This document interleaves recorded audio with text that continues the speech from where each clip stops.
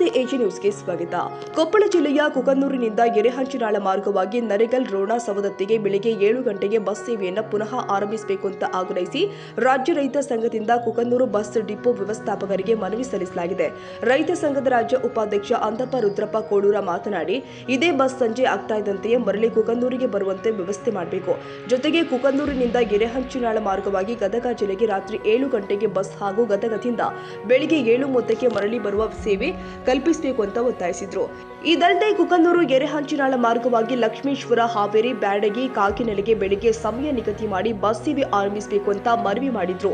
ಇದರಿಂದ ಬ್ಯಾಡಗಿ ಒಣಮೆಣಸಿನಕಾಯಿ ಮಾರುಕಟ್ಟೆಗೆ ತೆರಳುವ ರೈತರು, ಸವದತ್ತಿ ಯಲ್ಲಮ್ಮನ ದೇವಸ್ಥಾನ ಹಾಗೂ ಮೈಲಾರಲಿಂಗೇಶ್ವರ ಗುಡ್ಡಕ್ಕೆ ಹೋಗುವ ಭಕ್ತರಿಗೆ ಅನುಕೂಲವಾಗುತ್ತೆ ಎಂದಿದ್ದಾರೆ.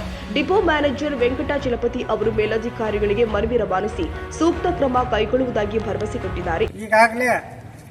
ಈ ಹಿಂದೆ ಅಲ್ಲಿ ಏನು ಕುಕನೂರ್ಲಿಂದ ಎರೆಹಂಚಾಳ ಮಾರ್ಗವಾಗಿ ನೆರಗಲ್ಲು, ರೋಣ ಏನೈತಿ ಸವದತ್ತಿ ಬಸ್ಸು ಓಡಿಸಿದ್ರು.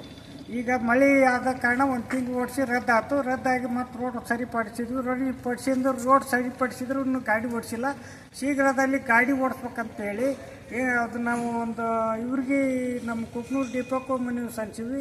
ಆಮೇಲೆ ಇವ್ರಿಗೇನು ಕೊಪ್ಪಳ ಟಿ ಅವ್ರಿಗೇನು ಮನವಿ ಸಲ್ಲಿಸಿವಿ. ಆದರೆ ಇನ್ನೂವರೆಗೆ ಗಾಡಿ ಓಡ್ಸೋಕ್ಕೆ ತಯಾರಿಲ್ಲ. ಅವರು ಒಂದು ಹಿಂಬರ ಬರ್ದಾರೆ, ಅವ್ರಿಗೆ ಕಳಿಸಿದ್ರೆ ಹಿಂಬರ ಬರ್ದಾರೆ. ಏನು ಬರ್ದಾರೆ ಅಂದರೆ ಈ ಕೊಪ್ಪಳದಿಂದ ಇದು ಕುಕನೂರ್ಲಿಂದ ಕೊಪ್ಪಳ ಹೋಗಿ ಕೊಪ್ಪಳಿಂದ ಇದು ಹೋಗೋ ಮಾರ್ಗವಾಗಿ ಏನು ಗದಗ ಮಾರ್ಗವಾಗಿ ಬಸ್ ಓಡ್ಸೋಕ್ಕೆ ಒಂದು ಲೆಟ್ರ್ ಕಳಿಸ್ಯಾರ ಅವರು. ನಮ್ಗೆ ಅದು ಬೇಕಾಗಿಲ್ಲ.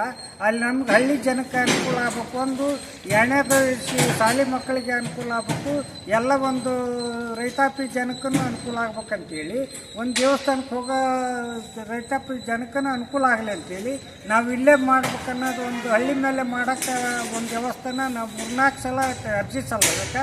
ಈ ಅರ್ಜಿಗೆ ಒಂದು ಎಚ್ಚೆತ್ಕೊಂಡು ಗಮನಿಸಿ ಆ ಗಾಡಿ ಓಡಿಸೋಂಥ ಕೆಲಸ ಆಗಬೇಕು.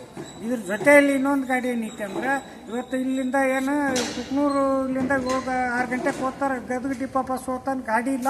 ಈ ಶೀಘ್ರದಲ್ಲಿ 6 ಗಂಟೆಗೆ 15ಕ್ಕೆ ಹೋಗಿಂದ 7:15 ಕರೆ ಮಾಡಲಿ, 7 ಗಂಟೆಗೆ ಕರೆ ಮಾಡಲಿ, ಅಲ್ಲಿ ಗದಗ ಎರೆಹಂಚಾಳ ಮಾರ್ಗವಾಗಿ ಗದಗ ಹೋಗಿ ವಸ್ತಿ ಆಗಬೇಕು.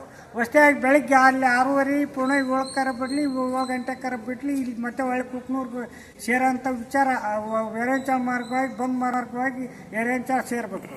ಇನ್ನು ಇದು ಏನು ಕುಕನೂರು ಸೇರಬೇಕು.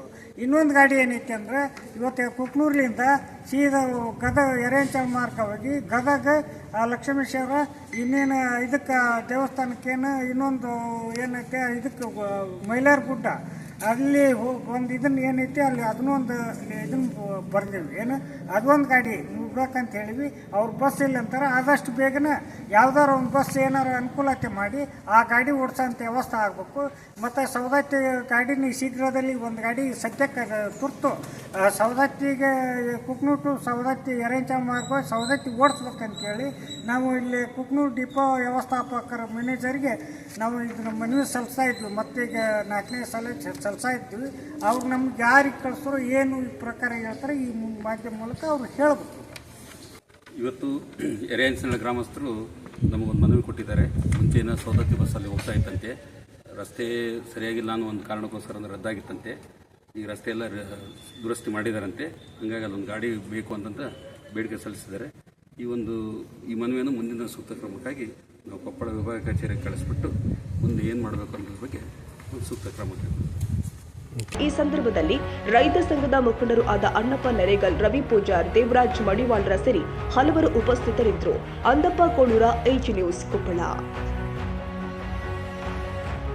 ಕನ್ನಡಿಗರ ಮೆಚ್ಚಿನ ನಿಮ್ಮ ಎಜೆ 24/7 ನ್ಯೂಸ್ ಕನ್ನಡ ವಾಹಿನಿ ಇದೀಗ ಟಿವಿಯಲ್ಲಿ ಲಭ್ಯ. ವೇಳೆ ನೋಟಿಸ್ ಕೊಟ್ಟಿದ್ರೆ ವಾಪಸ್ ತಗೋತೀವಿ. ಇವತ್ತು ವಕ್ಫ್ ಪ್ರಾಪರ್ಟಿ ಅಂತೇಳಿ ಬರ್ತದೆ ಅಂತ ಹೇಳಿದ್ರೆ ರೈತನ ಬೀದಿಗೆ ಬದಲು ಏನ್ ಮಾಡ್ಬೇಕಾಗತ್ತೆ? ಯಾರು ವೋಟ್ ಹಾಕಲಿಲ್ಲ ಅಂದ್ರೆ ಗ್ಯಾರಂಟಿನೆಲ್ಲ ಸ್ಟಾಪ್ ಮಾಡ್ಬಿಡ್ತೀವಿ.